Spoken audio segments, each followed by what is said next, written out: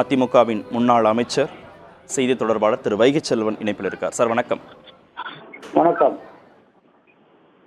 தமிழ்நாடு காங்கிரஸ் கமிட்டியுடைய முன்னாள் தலைவர், தற்போது ஈரோடு கிழக்கு சட்டமன்ற தொகுதியின் சட்டமன்ற உறுப்பினர் திரு EV.K.S. இளங்கோவன் மறைந்திருக்கிறார் உடல்நலக்குறைவு காரணமாக. கட்சி ரீதியாக வெவ்வேறு சில தனிப்பட்ட ரீதியிலான நிலைப்பாடுகள் இருந்தாலும் சட்டமன்ற உறுப்பினராக அவருக்கும் உங்களுக்குமான தொடர்பு இருந்திருக்கும். அது குறித்த நினைவுகளை நீங்கள் பகிர்ந்து கொள்ளுங்கள். திரு EV.K.S. இளங்கோவன் அவர்கள் மறைந்துவிட்டார் என்கிற செய்தி அறிந்து மன வேதனை அடைகிறது.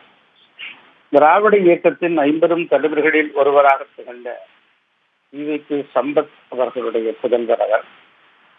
திராவிட இயக்கத்தின் தூணாகவும் துணையாகவும் வித்தாகவும் விதையாகவும் பேரறிஞர் அண்ணா காலம் தொட்டு பணியாற்றி கொண்டிருந்த சம்பத் அவர்களுடைய புதல்வர் அவர்.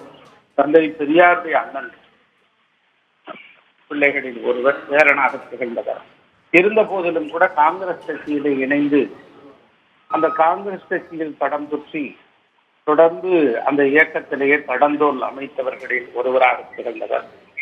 அப்படி சட்டமன்ற உறுப்பினராகவும் நாடாளுமன்ற உறுப்பினராகவும் மத்திய அமைச்சராகவும் காங்கிரஸ் கட்சியினுடைய தலைவராகவும் என்று பல்வேறு நிலைகளில் அவர் திகழ்ந்து 39 ஆண்டுகளுக்கு பிறகு மீண்டும் சட்டமன்ற உறுப்பினராக ஈரோடு கிழக்கிலே தேர்வு செய்யப்பட்டிருக்கிறார்.